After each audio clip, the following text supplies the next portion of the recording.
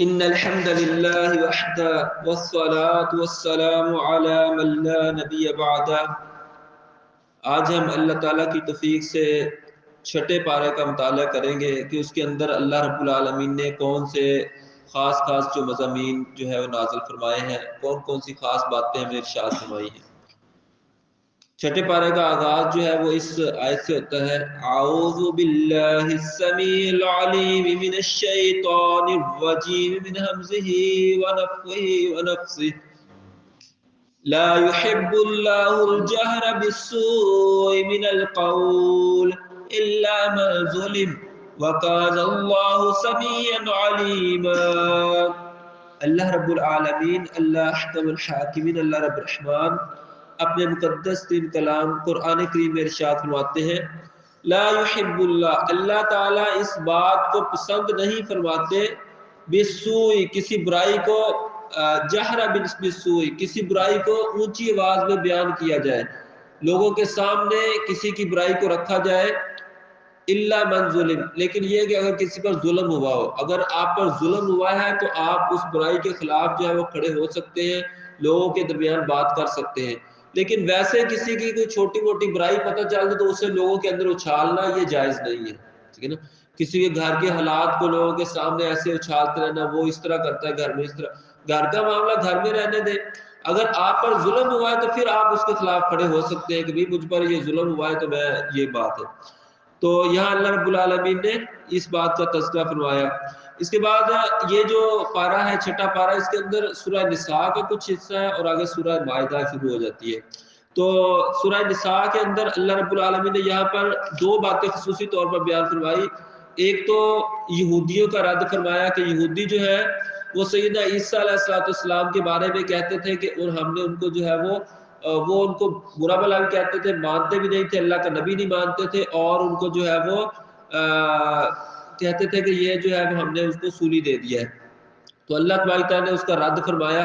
اللہ رب العالمین فرماتے ہیں وَبِكُفْرِهِمْ وَقَوْلِهِمْ عَلَى مَرْيَمَ بُهْتَانًا عَظِيمًا، انہوں نے کفر بھی کیا یہودیوں نے، اور ان کی یہ بات بھی بہت بڑی کفر تھی اور بہتان عظیم تھا جو مریم علیہ السلام پہ انہوں نے لگایا۔ وَقَوْلِهِمْ، اور ان کا یہ قول بھی، إِنَّا قَتَلْنَا الْمَسِيحَ عِيسَى ابْنَ مَرْيَمَ، ہم نے جو ہے وہ مسیح عیسیٰ بن مریم کو قتل کر دیا، رسول اللہ جو اللہ کے رسول ہے۔ تو اللہ تبارک تعالیٰ نے ان کی اس بات کا رد فرمایا، وَمَا قَتَلُوهُ وَمَا صَلَبُوهُ وَلَكِنْ شُبِّهَ لَهُمْ، نہ تو وہ قتل کیے گئے ہیں نہ ہی وہ صلیب چڑھائے گئے ہیں، بلکہ ایک شبہ ان کے اندر پڑ گیا، یعنی کہ ایک تشبیہ جو ہے وہ انہوں نے اس کو پکڑ کے سولی چڑھا دیا۔ حضرت عیسیٰ علیہ السلام کو نہ وہ سولی دے سکے اور نہ وہ اس کو قتل کر سکے، ٹھیک ہے نا۔ اللہ تعالیٰ کے نبی تھے، اللہ تعالیٰ نے ان کو بچا لیا، ٹھیک ہے نا۔ بہت سارے نبی شہید بھی ہوئے ہیں، کوئی اس میں شک نہیں، لیکن یہاں سیدنا عیسیٰ علیہ السلام شہید نہیں ہوئے، بلکہ اللہ تعالیٰ نے ان کو زندہ آسمانوں پہ اٹھا لیا، ٹھیک ہے نا۔ بر رفعہ اللہ الیہ، آگے اللہ تعالیٰ نے فرمایا بر رفعہ اللہ الیہ، ہم نے اسے اپنی طرف اٹھا لیا، ٹھیک ہے نا۔ تو حدیث کے اندر آتا ہے کہ قیامت کے قریب جو ہے وہ دوبارہ آئیں گے، اللہ تعالیٰ کی طرف فرماتے ہیں وَإِن مِّنْ أَهْلِ الْكِتَابِ إِلَّا لَيُؤْمِنَنَّ بِهِ قَبْلَ مَوْتِهِ، ان کی موت سے پہلے تمام اہل کتاب ان پر ایمان لے آئیں گے، ٹھیک ہے نا۔ تو سب جو ہے وہ مان جائیں گے کہ واقعی جو ہے وہ عیسیٰ علیہ السلام یعنی کہ اللہ کے نبی گزرے ہیں، اور اب جب وہ تشریف لائیں گے تو سیدنا محمد رسول اللہ صلی اللہ علیہ وسلم کی شریعت کی دعوت دیں گے، آپ صلی اللہ علیہ وسلم کی شریعت پر لوگوں کو چلائیں گے، قرآن و حدیث کے مطابق لوگوں کو فیصلہ کروائیں گے۔ تو یہاں یہودیوں کی کچھ خرابیاں بیان ہوئی، آگے جو ہے عیسائیوں کی بھی کچھ خرابیاں بیان ہوئی۔ عیسائی جو ہے انہوں نے کیا کیا کہ وہ عیسیٰ علیہ السلام کی شان کے اندر انہوں نے اضافہ کر لیا، یعنی بہت زیادہ آگے بڑھ گئے، تو اس کے بارے میں بھی اللہ تعالیٰ نے ان کو منع فرمایا اور فرمایا کہ یا اہل الکتاب لا تغلوا فی دینکم، اے اہل کتاب، یہاں مراد ہے عیسائی، اے عیسائیوں تم لا تغلوا فی دینکم، دین کے اندر غلو نہ کرو۔ غلو کہتے ہیں حد سے بڑھ جانا، کسی کی شان کے اندر بہت زیادہ اونچا کر دینا، کسی کی شان کو اتنا اونچا کر دینا کہ اسے خدا کا مرتبہ دے دینا، یا خدا کا بیٹا، یا خدا کا پرتو قرار دے دینا، یا خدا کا حصہ قرار دے دینا، یہ جو ہے دین کے اندر حد سے بڑھنا، یہ منع ہے۔ تو اللہ تعالیٰ نے فرمایا کہ اہل کتاب تم دین کے اندر غلو نہ کرو، لا تقولوا علی اللہ الا الحق، تم اللہ تعالیٰ کے ذمہ صرف حق کی بات کرو، اس کے علاوہ کوئی اور بات نہ کرو۔ انما المسیح عیسی ابن مریم رسول اللہ و کلمتہ، اللہ تعالیٰ نے حق بات بیان فرما دی، وہ کیا ہے کہ عیسیٰ بن مریم جو ہے وہ مسیح عیسیٰ بن مریم وہ کیا تھے؟ رسول اللہ، اللہ تعالیٰ کے سچے رسول تھے، پیغمبر تھے، وکلمتہ اور اس کے کلمہ تھا، یعنی اللہ تعالیٰ کا کلمہ جیسے ہم پڑھتے ہیں لا الہ الا اللہ محمد رسول اللہ، تو وہ کیا تھے؟ لا الہ الا اللہ عیسیٰ روح اللہ، القا الی مریم جو مریم علیہ السلام کی طرف القا کیے گئے، روح منہ اللہ تعالیٰ کی طرف سے روح تھے، یعنی اللہ تعالیٰ کی طرف سے فرشتہ آیا اور اس نے سیدہ مریم علیہ السلام کے اندر روح پھونک دی۔ فآمنوا باللہ ورسولہ، اللہ تعالیٰ فرماتے ہیں کہ ایمان لاؤ اللہ پر اور اس کے رسولوں پر، ولا تقولوا ثلاثۃ، تم یہ نہ کہو کہ تین خدا ہے، انتہو اس سے بچ جاؤ، خیر لکم یہ تمہارے لیے بہتر ہے، انما اللہ الہ واحد، بے شک اللہ اکیلا ہی الہ ہے، واحد اکیلا، ایک اکیلا ہی الہ ہے، سبحانہ ان یکون لہ ولد، وہ پاک ہے اس بات سے کہ اس کی اولاد ٹھہرائی جائے، ٹھیک ہے نا، کسی کو اللہ کا بیٹا ٹھہرایا جائے تو اللہ تعالیٰ اس سے پاک ہے، یعنی کہ اللہ تعالیٰ نے کسی کو بھی بیٹا نہیں بنایا، لہو ما فی السماوات و ما فی الارض، جو کچھ آسمانوں میں جو کچھ زمین میں سب اللہ تعالیٰ کا ہے، وکفی باللہ وکیلا، اور اللہ تبارک تعالیٰ گواہ کافی ہے، لن یستنکف المسیح ان یکون عبدا للہ ولا الملائکۃ المقربون، مسیح عیسیٰ بن مریم کے لیے یہ اس بات میں کوئی شرم نہیں تھی کہ وہ کہتے کہ میں اللہ کا بندہ ہوں، اللہ کی عبادت کرنے والا ہوں، ولا الملائکۃ المقربین، اور ملائکہ جو فرشتے مقربین ہیں وہ بھی اس بات میں کوئی آر محسوس نہیں کرتے اپنے آپ کو اللہ کا بندہ اور اللہ تعالیٰ کی عبادت کرنے والا کہنے میں، ٹھیک ہے نا، تو ہمیں بھی اپنے آپ کو اللہ کا بندہ، اللہ تعالیٰ کی عبادت کرنے والا کہنا چاہیے۔ تو یہاں سے یہ سمجھ میں آتی ہے یہودیوں نے کیا کیا، حضرت عیسیٰ علیہ السلام کی شان کو کم کر دیا، انہیں رسول نہ مانا، انہیں قتل کرنے کی کوشش کی، اور عیسائیوں نے کیا کیا، ان کو رسول چھوڑ کے ان کو خدا مان لیا، خدا کا بیٹا مان لیا، ٹھیک ہے نا، تو انہوں نے غلب کر دیا، حد سے بڑھ گئے، دونوں ہی طریقے غلط ہیں، افراد اور تفرید دونوں ہی غلط ہے، بلکہ سیدھا رستہ جو ہے وہ امت وسطیٰ کہلاتی ہے ہماری امت، یعنی درمیانی راہ، ٹھیک ہے نا، درمیانی راہ کیا ہے، اللہ تعالیٰ نے ان کو رسول قرار دیا، نبی قرار دیا، اپنا کلمہ قرار دے دیا، ہم اس پر ایمان لاتے ہیں، ٹھیک ہے نا، تو ہم نہ تو ان کو رسولوں کی حساب سے اوپر کرتے ہیں، نہ اس کو نیچے کرتے ہیں، نہ ہم کسی ایک رسول کا بھی انکار کرتے ہیں، نہ ہم کسی رسول کو خدا یا خدا کا بیٹا کہتے ہیں، نہ خدا کا حصہ کہتے ہیں، ٹھیک ہے نا۔ اسی طرح بعض جو لوگ ہیں انہوں نے کیا کیا ہے، اس وقت کے دنیا کے اندر اکثریت جو ہے کافروں کی ہے، وہ کیا کرتے ہیں، نبی مکرم حضرت محمد صلی اللہ علیہ وسلم کو وہ رسول ہی نہیں مانتے، نبی نہیں مانتے، تو یہ بہت بڑا کفر ہے، یہ بہت بڑا کفر ہے نبی کو نبی نہ ماننا۔ اور بعض نے کیا کیا، نبی کو جو ہے وہ غلب کر دیا، اس کے اندر اضافہ کر دیا، انہوں نے کہا یہ تو خدا یا خدا کا حصہ ہے۔ بعض وہ پنجابی جو ہے نا پاکستانی، وہ انہوں نے کیا کیا، شعر بنا دیا جی کہ وہ وہی جو مصطفی تھا عرش پر خدا ہو کر اتر پڑا مدینے مصطفیٰ ہو کر، نعوذ باللہ، اس طرح کے شعر بنا دیے۔ تو کہنے کا مطلب یہ کہ انہوں نے غلب کر دیا دوسری طرح کا جو عیسائیوں والا، تو نہ عیسائیوں والا غلب کرنا ہے، نہ یہودیوں کی طرح کفر کرنا ہے، دونوں ہی غلط ہے، ٹھیک ہے نا، اللہ تبارک تعالیٰ ہمیں اس سے محفوظ رکھے۔ تو آگے جو ہے وہ سورۃ المائدہ شروع ہوتی، وہاں اللہ رب العالمین نے جو ہے وہ اس کی پہلی آیت کے اندر ارشاد فرمایا، یا ایھا الذین آمنوا اوفوا بالعقود، آپ نے جو اے ایمان والو جو آپ کے وعدے ہیں اس کو پورا کرو، جو پختہ وعدہ کر لیا جاتا ہے، عقد کر لیا جاتا ہے، اس کو پورا کرو۔ پھر آگے اللہ تبارک تعالیٰ نے جو حرام جانور ہیں ان کی ایک فہرست جو ہے وہ بیان فرمائی ہے، کون کون سے جانور تم پر حرام کر دیے گئے، حرمت علیکم المیتۃ، تم پر میتۃ، تم پر مردار جو ہے وہ حرام ہے، والدم، اور بہتا ہوا لہو خون جو ہے وہ حرام ہے، ولحم الخنزیر، اور خنزیر کا گوشت حرام ہے، وما اہل لغیر اللہ بہ، اور جو اللہ کے علاوہ کسی اور کے نام پر ذبح کیا جائے وہ بھی حرام ہے، والمنخنقۃ والموقوذۃ والمتردیۃ والنطیحۃ، یعنی کہ جو جانور اوپر سے گر کر اونچائی سے گر کر مر جائے وہ بھی، جو گل گوٹو سے مر جائے وہ بھی، جو کسی ٹکر سے مر جائے وہ بھی، ٹھیک ہے نا، یہ سارے جانور جو ہے وہ حرام ہے، جو خود سے یعنی مر جائے، وما اکل السبع الا ما ذکیتم، اور وہ جسے درندے جو ہے چیر پھاڑ لے وہ بھی، اور اگر جو ہے وہ کسی جانور کو زخمی ہوا ہے اس کو آپ مرنے سے پہلے جو ہے وہ ذبح کر لیتے ہیں تکبیر پڑھ کر، تو وہ حلال ہے، اگر وہ مر چکا ہے تو پھر وہ مردار ہے، وہ حرام ہے۔ وما ذبح علی النصب، اور جو کسی جو ہے وہ دربار پہ ذبح کیا جائے وہ بھی حرام ہے. جو کسی دربار پہ یعنی جہاں پر کسی غیر اللہ کی عبادت ہوتی پوجا ہوتی ہے وہاں پر جو ذبح کیا جائے وہ بھی حرام ہے. وَأَن تَسْتَقْسِمُوا بِالْأَزْلَامِ اور جو بتوں کے لیے ذبح کیا جائے وہ بھی حرام ہے. ذالکم فسق یہ بہت بڑا فسق ہے. تو آگے جو ہے وہ اسی آیت کا اگلا حصہ ہے اور اس کے اندر اللہ تعالیٰ نے اس دین کو یعنی دین اسلام کو مکمل دین قرار دیا. فرمایا الیوم اکملت لکم دینکم واتممت علیکم نعمتی ورضیت لکم الاسلام دینا. آج ہم نے تمہارے لیے دین کو مکمل کر دیا, تم پر اپنی نعمت پوری کر دی اور تمہارے لیے دین اسلام کو ہم نے پسند کر لیا. اب جو ہے وہ اللہ تعالیٰ نے اپنی ساری نعمتیں پوری کر دی. جو دین اللہ تعالیٰ نے بھیجنا تھا نا انسانیت کے لیے وہ بھیج دیا ہے, وہ قرآن و حدیث کی شکل میں ہم تک پہنچ چکا ہے. اب قیامت تک اسی دین پر عمل ہوگا, نہ کسی اور دین کی ضرورت ہے, نہ کسی اور کتاب کی ضرورت ہے, نہ کسی اور نبی کی ضرورت ہے. اب جو ہے وہ اللہ تعالیٰ نے اپنے آخری نبی حضرت محمد صلی اللہ علیہ وسلم کو بھیج دیا, قیامت تک انہی کی پیروی کی جائے گی. اب اللہ تعالیٰ نے اپنی حتمی کتاب قرآن کریم نازل فرما دی, اب قیامت تک اسی کے مطابق عمل ہوگا. ٹھیک ہے نا. اب قرآن و حدیث جو ہے یہ قیامت تک کے لیے ہمارے لیے مشعل راہ ہے. تو یہ جو آیت ہے یہ بعض علماء کے نزدیک جو ہے یہ آخری آیت ہے قرآن پاک کی نا, یعنی کہ آخر میں نازل ہوئی, یا یہ کہ یہ اس وقت نازل ہوئی جب نبی کریم صلی اللہ علیہ وسلم نے آخری حج پڑھا, حج کا خطبہ ارشاد فرمایا اس دن یعنی کہ نازل ہوئی میدان عرفات کے اندر. تو اس صورت کے اندر اللہ تبارک تعالیٰ ارشاد فرماتے ہیں یا ایھا الذین آمنوا اذا قمتم الی الصلاۃ فاغسلوا وجوہکم وایدیکم الی المرافق.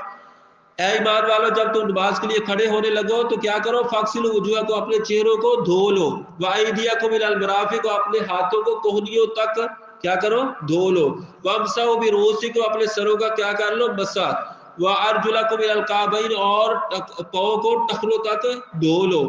ٹھیک ہے. وَإِن كُنتُمْ جُنُبًا فَطَّهَّرُوا اگر تم جنبی ہو تو پھر طہارت حاصل کر لو, یعنی نہا لو, غسل کر لو. اگر غسل فرض ہو تو غسل کر لو, اگر غسل نہیں فرض ہے یعنی کہ جنبی نہیں ہے آپ تو پھر نماز سے پہلے کیا کرنا ہے, وضو کرنا ہے. یہ وضو کا ایک طریقہ اللہ تعالیٰ نے مختصر بیان فرما دیا کہ جو ہے تم نے اپنے چہروں کو دھونا ہے, اپنے جو ہے کوہنیوں تک ہاتھوں کو دھونا ہے, بازوؤں کو یعنی کہ, اور پاؤں کو ٹخنوں سمیت دھونا ہے. ٹھیک ہے نا. تو یہ یعنی کہ یہ 3-4 چیزیں جو ہے لازمی ہیں. باقی جو ہے اس کی ترتیب نبی مکرم صلی اللہ علیہ وسلم نے جو بتائی ہے اسی ترتیب کے مطابق ہی کہ پہلے جو ہے وہ اپنے دائیں ہاتھ میں پانی لے کر بائیں پر ڈالا جائے گا, دونوں ہاتھوں کو اچھی طرح دھویا جائے گا, پھر دائیں ہاتھ میں پانی لے کر اس سے جو ہے وہ منہ میں ڈالا جائے گا, کلی کے لیے ناک میں ڈالا جائے گا ناک صاف کرنے کے لیے. پھر اس کے بعد جو ہے وہ دائیں ہاتھ میں پانی لے کر اسے بائیں ہاتھ ملا کر جو ہے وہ اپنے چہرے کو دھویا جائے گا, سارے چہرے کو اوپر سے لے کر نیچے تک, اور دائیں ہاتھ میں پانی لے کر اسے اپنی داڑھی میں لگا کر داڑھی کا خلال کیا جائے گا. ٹھیک ہے. پھر اس کے بعد جو ہے وہ دائیں ہاتھ میں پانی لے کر اپنے دائیں بازو پر پھیلایا جائے گا اور بائیں ہاتھ سے مل دیا جائے گا. پھر دائیں ہاتھ, ہمیشہ دائیں ہاتھ میں پانی لینا ہے, یہ ایک شرط ہے. ٹھیک ہے. دائیں ہاتھ میں پانی لے کر اسے بائیں بازو پر ڈال کر بائیں بازو بھی اچھی طرح دھو لینا ہے. پھر دائیں ہاتھ میں پانی لے کر بائیں پر ڈال کر دونوں ہاتھوں کو تار کر کے جو ہے اپنے سر کا مسح کرنا ہے, شروع سے لے کر پیچھے تک لے جانا ہے, پھر واپس بھی لے کے آنا ہے. ٹھیک ہے. پھر اس کے بعد یہ 2 انگلی ہے آپ کی شہادت کی, اس کے سامنے والی, اس کو کانوں کے اندر اور کانوں کی لو کے اندر جو ہے وہ گھما دینا ہے. پھر اس کے بعد جو ہے وہ اپنے پاؤں کو دھونا ہے ٹخنوں سمیت, پہلے دایاں پاؤں دھونا پھر بایاں دھونا ہے.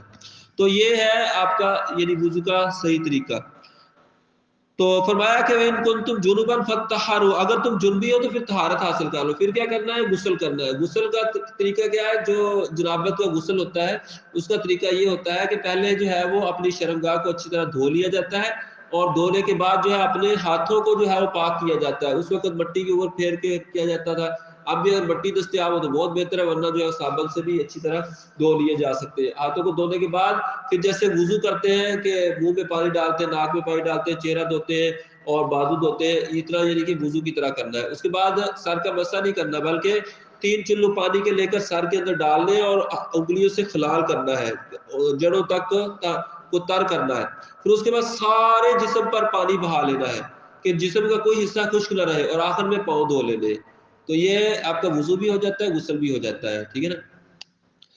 تو یہ غسل کا مختصر طریقہ ہوا. اس کے بعد آگے جو ہے وہ اللہ رب العالمین نے سیدنا موسیٰ علیہ السلام کے کچھ واقعات اس صورت کے اندر بیان فرمائے ہیں کہ ان کی قوم کو جو ہے جب کہا گیا کہ تم جو ہے وہ جہاد کرو, تو انہوں نے آگے سے کیا کہا کہ یا موسیٰ انا لن ندخلها ابدا ما داموا فیہا, جب تک وہ اس کے اندر ہے نا کافر لوگ, اس وقت تک ہم اس بستی میں داخل نہیں ہوں گے. ٹھیک ہے نا. اور انہوں نے کہا کہ تم جاؤ تو صحیح، جا کے لڑو تو صحیح، اللہ تمہاری مدد کرے گا، تمہیں فتح عطا فرمائے گا. تو انہوں نے کیا کہا، یا موسیٰ، اے موسیٰ علیہ السلام تم جاؤ اور تمہارا بھائی جاؤ، جا کے لڑو، ٹھیک ہے نا. فَاذْهَبْ أَنْتَ وَرَبُّكَ فَقَاتِلَا، تم اور تمہارا رب جاؤ، جا کے ان سے لڑو، اِنَّا هَاهُنَا قَاعِدُونَ، ہم تو یہاں بیٹھے. تو یہ تھے یعنی کہ جانسار ان کے. تو انہوں نے ایسا کیا کہ ساتھ جانے سے اور جہاد سے کنی کترا لی، ٹھیک ہے نا. لیکن نبی مکرم سیدنا محمد رسول اللہ صلی اللہ علیہ وسلم کے ساتھی کون تھے؟ صحابہ کرام. کہ جب ان سے کہا گیا نا یہ جب بیعت عقبہ ثانیہ ہوئی تو انہوں نے دعوت دی، اللہ کے نبی صلی اللہ علیہ وسلم آپ مدینہ میں تشریف لے آئے ہمارے پاس.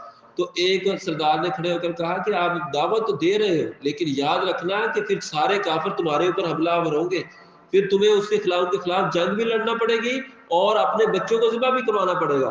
تو ایک اور صحابی نے پھر کھڑے ہو کر کہا تھا، وہ بھی ایک قبیلے کے سردار تھے، انہوں نے کہا تھا کہ ہمیں اگر نبی صلی اللہ علیہ وسلم یہ کہیں گے نا کہ یہ سمندر ہے اس کے اندر چھلانگ لگا دو تو ہم لگانے کے لیے تیار ہیں، ہم پیچھے نہیں ہٹیں گے، ٹھیک ہے نا. ہم اس کی طرح نہیں کریں گے جیسے موسیٰ علیہ السلام کے ساتھیوں نے کہا تھا تم جاؤ تمہارا رب جاؤ، جا کے لڑو، ہم جانیں قربان کریں گے. تو یہ تھے صحابہ کرام رضوان اللہ علیہم اجمعین. آگے اللہ تعالیٰ نے ایک واقعہ بیان فرمایا ہے، وہ ہے حضرت آدم علیہ السلام کے دو بیٹوں کا. یہاں بیٹوں کے نام نہیں آئے، ویسے مفسر کہتے ہیں حابیل اور قابیل دو نام تھے واللہ عالم. تو انہوں نے جو ہے وہ قربانی کی، اللہ تعالیٰ نے ایک کی قربانی قبول فرما لی، دوسرے کی قربانی قبول نہیں کی، ٹھیک ہے نا. وہ قربانی کس لیے کی تھی، وہ جھگڑا کیا تھا، اس کے بارے میں قرآن و حدیث کے اندر کچھ بیان نہیں ہوا، لیکن مفسر کہتے ہیں کہ وہ کسی عورت کا جھگڑا تھا، واللہ عالم ایسا معاملہ تھا یا نہیں تھا، ہم اس بارے میں حتمی طور پر نہیں کہہ سکتے، ٹھیک ہے نا، ہمارے پاس اس کی کوئی دلیل نہیں. تو بہرحال انہوں دونوں نے قربانی کی، یہ قرآن پاک کے اندر آتا ہے. تو ایک کی قربانی قبول ہو گئی، ایک کی قربانی قبول نہیں ہوگی. جس کی قربانی نہیں قبول ہوگی اس نے کہا کہ میں تجھے قتل کر دوں گا. اس نے کہا کہ اگر تم مجھے قتل کرو گے تو میں تمہیں کچھ نہیں کہوں گا، کیونکہ قتل کرنا اللہ تعالیٰ نے منع فرمایا، یہ اللہ کی نافرمانی، اس لیے میں تمہارے خلاف نہیں لڑوں گا، ٹھیک ہے نا. تمہیں بھائی ہو، میں نے کیوں لڑنا ہے. لیکن اس نے جو ہے وہ اس کو قتل کر دیا. اور جب اس کو قتل کر دیا، وہ لاش چھپانے کے لیے، اس کو پتہ نہیں تھا پہلا انسان قتل ہوا تھا دنیا کے اندر، پہلے انسان کی موت آئی تھی، ٹھیک ہے نا. تو پتہ نہیں تھا کہ کیسے یعنی کہ اس کی لاش کو چھپانا ہے. تو اللہ تعالیٰ فرماتے ہیں کہ فبعث اللہ غرابا، اللہ تعالیٰ نے ایک کوا بھیجا، یبحث فی الارض، وہ زمین کے اندر اس نے کریت کے جگہ بنائی، دو کوے آپس میں لڑے، ایک نے جو ہے ایک نے دوسرے کو مار دیا، پھر اس نے زمین کے اندر جگہ کر دی، اس اپنے مرے ہوئے کوے کو اس کے اندر دبایا، اوپر مٹی ڈال دی. تو پھر جو ہے وہ اس کی سمجھ میں آیا، جو یعنی کہ حضرت آدم علیہ السلام کا بیٹا تھا جس نے قتل کیا تھا، اس کو سمجھ میں آیا کہ مجھ سے تو یہی کوا ہی بہتر ہے، کہ اس کو پتا تھا کہ کیسے دفن کرنا، مجھے تو یہ بھی نہیں پتا تھا کیسے دفن کرنا ہے. تو یہ واقعہ بھی اللہ تعالیٰ نے یہاں پر بیان فرمایا. اور آگے فرمایا کہ ہم نے پھر بنی اسرائیل پر اس لیے لکھ دیا تھا، جو کسی ایک کو قتل کرے گا اس نے ساری انسانیت کو قتل کیا، جس نے کسی ایک انسان کی جان بچائی اس نے ساری انسانیت کی جان بچائی. تو حدیث کے اندر آتا ہے کہ جو بھی انسان قتل ہوتا ہے اس کا گناہ جو ہے وہ آدم علیہ السلام کے اس بیٹے کو جاتا ہے، کیونکہ اس نے اس کو شروع کیا تھا. تو اسی طرح حدیث کے اندر بھی آتا ہے کہ نبی کریم صلی اللہ علیہ وسلم نے فرمایا کہ جو کوئی بدعت ایجاد کرے گا نا، نئی چیز دین کے اندر اضافہ کرے گا، تو جتنے لوگ اس پر عمل کریں گے سب کا گناہ اس کو بھی ملے گا. اسی طرح نیکی کا ہے، اگر آپ نیکی کا کام کرتے ہیں، لوگوں کو نیکی کی دعوت دیتے ہیں، جتنے لوگ آپ کی نیکی کی دعوت پر لبیک کہتے ہیں ان سب کا اجر بھی آپ کو ملتا ہے، اتنا اجر ان کو بھی ملتا ہے اور آپ کو ان سب کا اجر بھی ملتا ہے، ٹھیک ہے نا. تو نیکی کرنے سے، نیکی کی دعوت دینے سے باقیوں کی نیکیوں کا ثواب بھی ملتا ہے. آگے اللہ رب العالمین نے اس صورت کے اندر ارشاد فرمایا یا ایھا الذین آمنوا اتقوا اللہ وابتغوا الیہ الوسیلہ، اے ایمان والو اللہ کے راستے میں، اے ایمان والو اللہ تعالیٰ سے ڈر جاؤ اور اللہ کے لیے وسیلہ تلاش کرو، وجاہدوا فی سبیلہ، اور اس کے راستے میں جہاد کرو، لعلکم تفلحون، تاکہ تم کامیاب ہو جاؤ، ٹھیک ہے. اور یعنی کہ اس میں وسیلہ کون سا مراد ہے؟ جاہدوا فی سبیل اللہ، اللہ کے راستے میں جہاد کرنا اور تقوی اختیار کرنا، یہ وسیلہ ہے. یعنی جو تقوی اختیار کرتا ہے، جہاد کرتا ہے، وہ اللہ تعالیٰ کے قریب ہو جاتا ہے. اسی طرح یہاں پر اللہ تعالیٰ نے اس سورت کے اندر ارشاد فرمایا کہ وَمَن لَّمْ يَحْكُم بِمَا أَنزَلَ اللَّهُ فَأُولَٰئِكَ هُمُ الْكَافِرُونَ، جو اللہ تعالیٰ کے نازل کیے ہوئے احکام کے مطابق فیصلہ نہیں کرتے وہ لوگ کافر ہیں. اور آگے فرمایا کہ فَأُولَٰئِكَ هُمُ الظَّالِمُونَ، پھر آگے فرمایا وَأُولَٰئِكَ هُمُ الفاسقون، وہ لوگ ظالم اور فاسق ہیں، کافر ہیں، جو لوگ اللہ تعالیٰ کے نظام کو نافذ نہیں کرتے. اللہ کے نظام کے اندر یہ بات بھی شامل ہے جو اسی صورت کے اندر آیت نمبر جو ہے وہ 38 میں اللہ تعالیٰ نے ارشاد فرمایا والسارق والسارقۃ فاقطعوا ایدیہما، چور ہو یا چورنی اس کا ہاتھ کاٹ دو، ٹھیک ہے نا. اسی طرح باقی احکام بھی جو ہے یہ اللہ تعالیٰ کے نافذ کرنے چاہیے. جو نافذ نہیں کرتے وہ لوگ کافر، ظالم اور فاسق ہیں، ٹھیک ہے نا، خواہ وہ حکمران ہو خواہ کوئی بھی ہو. آگے جو اللہ رب العالمین نے ارشاد فرمایا کہ ایمان والوں کو اللہ تعالیٰ نے فرمایا کہ تم کافروں کو اپنا دوست نہ بناؤ. یہ جو ہے وہ کافروں کے ساتھ دوستی کرنے سے فرمایا کہ تم بھی انہی کی طرح ہو جاؤ گے، تو تم بچ کر رہو ان سے اور ان کی طرح کافر نہ بن جانا. تو یہ جو ہے حکم یعنی کہ آج کے دور میں بھی ہے کہ کافروں کے ساتھ دوستی نہیں کرنی چاہیے، بلکہ اللہ تعالیٰ نے خصوصاً نام لے کر کیا فرمایا، یہ آیت نمبر جو ہے وہ 51 ہے. یا ایھا الذین آمنوا لا تتخذوا اليہود والنصارى اولیاء بعضهم اولیاء بعض، اے ایمان والو تم یہودیوں اور عیسائیوں کو دوست نہ بناؤ، یہ آپس میں ایک دوسرے کے دوست ہیں. ومن یتولوا منکم فانہ منہم، جو تم میں سے ان سے دوستی کرے گا وہ انہی میں سے ہو جائے گا. ان اللہ لا یہدی القوم الظالمین، اللہ تعالیٰ ظالموں کو ہدایت نہیں دیتا. تو یہاں پر جو ہے وہ اللہ تعالیٰ نے ارشاد فرما دیا کہ یہودیوں عیسائیوں سے دوستی نہیں کرنی. اسی طرح جو ہے وہ اس پارے کی آخری جو آیت ہے اس کے اندر اللہ تعالیٰ نے فرمایا لَتَجِدَنَّ أَشَدَّ النَّاسِ عَدَاوَةً لِلَّذِينَ آمَنُوا الْيَهُودُ، ایمان والوں سے دشمنی میں تم سب سے سخت ان کو پاؤ گے جو یہودی ہے. یہودی جو ہے وہ مسلمانوں کے سب سے بڑے دشمن ہے، یہ اللہ تعالیٰ نے قرآن پاک میں فیصلہ فرما دیا. تو ابھی بھی آپ دیکھ رہے ہیں فلسطین کے اندر جو ہے وہ یہودی جو ہے وہ مسلمانوں کو زیادہ مار رہے ہیں. تو یہودی جو ہے یہ اسلام کے سخت ترین دشمن ہے. اللہ تعالیٰ ان کو نیست و نابود فرمائے. جب عیسیٰ علیہ السلام آئیں گے نا تو اس وقت سارے یہودیوں کو قتل کر دیا جائے گا. مسلمان مل کر یہودیوں کے خلاف جہاد کریں گے، یہودیوں کو قتل کریں گے، حتیٰ کہ یہودی کسی دیوار کے پیچھے چھپا ہوگا، دیوار بول کے بتائے گی یہودی ادھر چھپا ہوا ہے اس کو مار دو. کسی درخت کے پیچھے چھپا ہے، درخت بول کے بتائے گا یہودی ادھر ہے اس کو مار دو. تو اس وقت انشاءاللہ یہودیت کا بالکل خاتمہ ہو جائے گا. تو اللہ رب العالمین سے دعا ہے اللہ تبارک و تعالی ہمیں کتاب و سنت کو سیکھنے، سمجھنے، عمل کرنے اور دوسروں تک پہنچانے کی توفیق عطا فرمائے. سبحانک اللہم و بحمدک اشہد ان لا الہ الا انت استغفرک و اتوب الیک. وصلی اللہ